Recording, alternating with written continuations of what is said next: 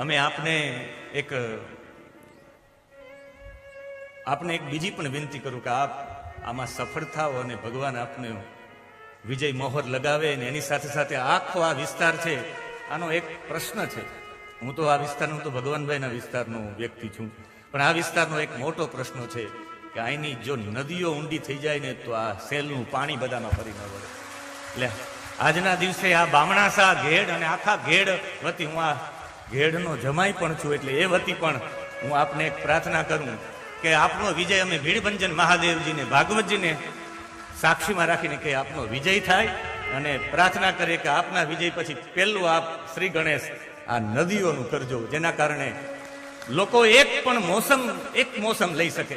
એક મોસમ લઈને પણ આ બામણાસામાંથી સોલિસિટરો પાયકા હોય, આ બામણાસામાંથી અધ્યાપકો પાયકા હોય. સૌરાષ્ટ્ર અને કચ્છનો સારામાં સારા ડોક્ટર તરીકે ડોક્ટર કરંગિયા સાહેબ આ બામણાસાના છે.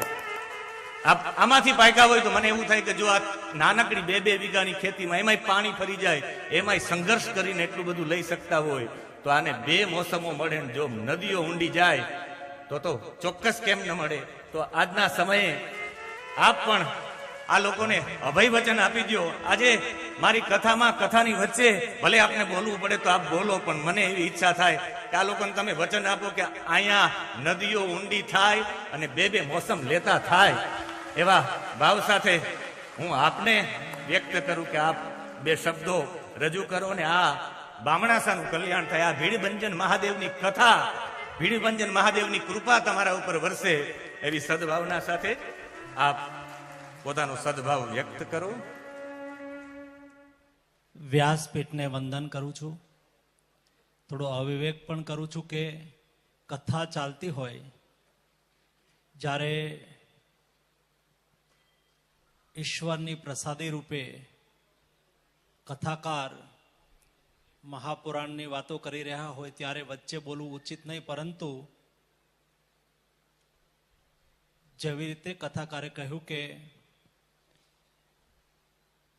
આ વિસ્તારમાં શિક્ષણવિદો પાક્યા છે, સંસ્કાર એ આ વિસ્તારની સંસ્કૃતિ છે.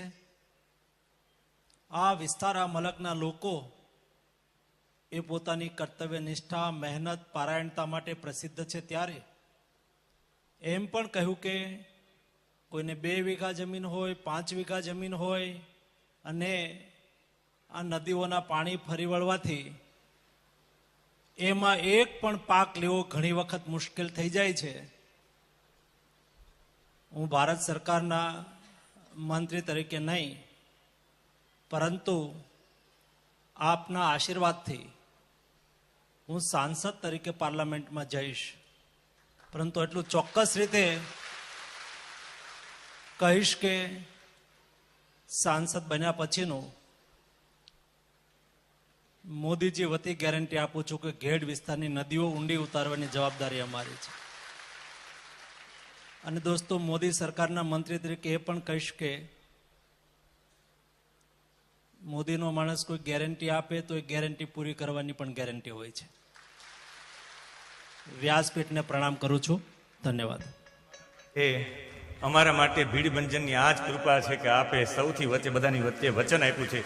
કિરીટભાઈ, આપની જવાબદારી હવે આ વચન પ્રમાણે, અને આપ ભગવાન આપની ઉપર કૃપા વરસે.